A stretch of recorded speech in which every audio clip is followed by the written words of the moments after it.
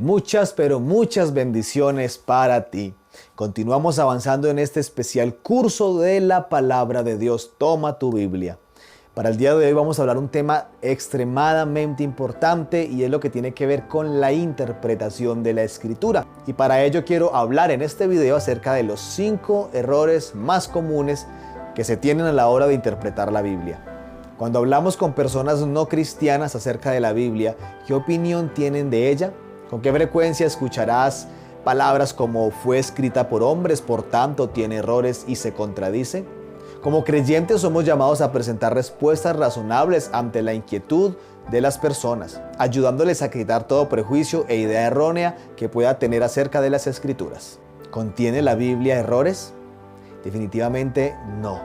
Pero, ¿cómo podemos estar tan seguros? Basta con observar el carácter de aquel que inspiró la totalidad de los documentos canónicos. Si Dios no puede mentir, entonces todas sus palabras tienen que ser verdaderas. Vamos entonces a ver cuáles son esos 5 errores comunes a la hora de emitir un juicio con respecto a la fiabilidad de las Escrituras. Estos ejemplos nos ayudarán a observar que las aparentes contradicciones en realidad son falacias a la hora de estudiar y de interpretar la Biblia. Número 1. Una mala aplicación del contexto lingüístico. A menudo una aparente contradicción es más bien un análisis deficiente del lenguaje bíblico, es decir, el contexto lingüístico. Por ejemplo, hay quienes dicen que la Biblia se contradice porque dice que Dios es espíritu y que eso quiere decir que no tiene cuerpo, ni medidas, ni proporciones, pero al mismo tiempo dice que tiene alas, boca y manos. Esta aseveración es una falacia lingüística porque ignora el lenguaje analógico y metafórico del texto. Dios nos habla mediante un lenguaje humano para que podamos entender los rasgos de su carácter y de su voluntad. Volviendo al ejemplo, en efecto, Dios no tiene manos, ni alas, ni boca, pero utiliza un lenguaje antropomórfico para entender su poder, su cuidado y su atención para con sus hijos.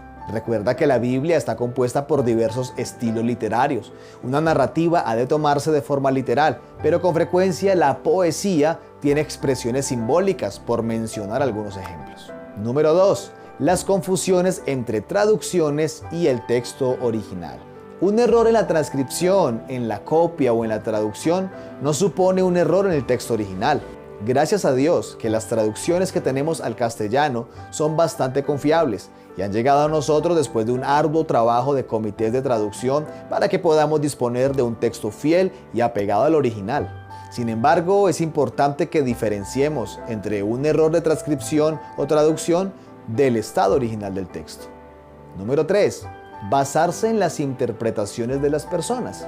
Hay quienes dicen que la Biblia se contradice porque las interpretaciones de los cristianos difieren en gran manera unas de otras. Y hay que distinguir entre el texto infalible y la interpretación falible que los cristianos podemos tener acerca de algunos pasajes difíciles de la Escritura. Usualmente estas diferencias se presentan en doctrinas secundarias, pero a lo largo de la historia la Iglesia de Cristo ha estado en común de acuerdo respecto a doctrinas fundamentales.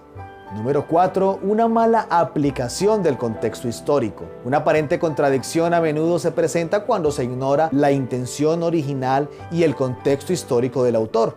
Por ejemplo, en Efesios 5:18, Pablo les dice que no se embriaguen con vino, pero en Eclesiastés, el predicador en diversas ocasiones les dice come y bebe. ¿Esta es una contradicción? De ninguna manera. Cuando observamos el contexto nos damos cuenta que Pablo está dando una instrucción normativa para la iglesia, pero la declaración de Eclesiastés se hace bajo el supuesto de la vida sin Dios. La intención del libro es mostrar que la vida sin Dios es vana y carente de significado.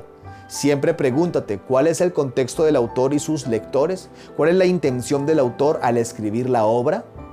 Y número 5, una mala interpretación del lenguaje fenomenológico. ¿Qué quiere decir esto? Es cuando un escritor se expresa a partir de su perspectiva. Por ejemplo, si yo digo en la mañana sale el sol y en la noche se pone, nadie me acusaría de mentir o de engañar. Sería absurdo hacerlo.